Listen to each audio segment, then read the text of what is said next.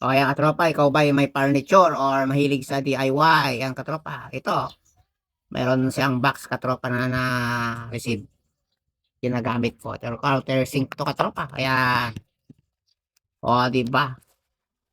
Maganda to katropa. Alam ko may mga naghahanap din nito. Ayan. Try natin. Buksan natin. Di ba maganda? Kaya ano, brand new. Meron siyang pampahigpit, yung llabe. Ito naman sa kwan, pampahigpit doon sa may drill. Ito nilalagay sa drill katropa. Ayan, oh. Di ba? Yan. Adjustable siya. Ilagay mo lang ganyan, oh. Di ba? Depende sa kwan, oh. Yan. Kaya ina-adjust mo kasi na ganyan, umatras din siya. Yan. Yan na ganyan mo din siya, oh. Pinapaikot mo lang siya, yan. Oh. Ganyan lang. Kung gusto mong adjust na ganyan, kaya mo din siya katropa. Oh. Ito dito mo magagamit to. Ito yung magagamit mo yan. Di ba?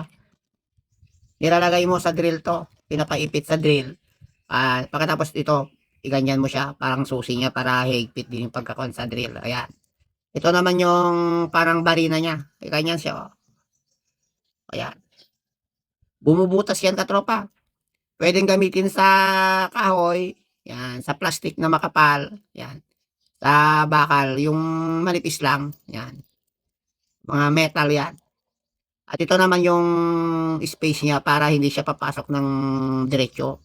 Ayan, oh. Di ba? Adjustable lang yan, katropa. Ayan, ganyan mo lang siya. Ayan. Pag umiikot kasi yan, katropa, ayan, bumabari na yan. Ginagamit to kasi pag makahoy kasi kung minsan ni tutong, nabibitak yung pagdiretsong pako, lagyan mo ng pako yun. Ito, gamitin mo to, katropa. O yung metal, yan, madulas, ito gamitin mo. Lalo pag maliit lang naman.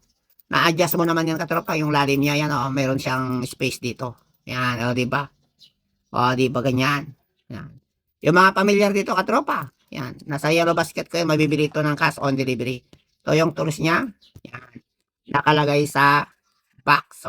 Pag di mo na ginagamit yan katropa, yan, lagay mo na lang dito, yan, di siya mawawala, di ba? In case of kailangan mo, labas mo. Yan.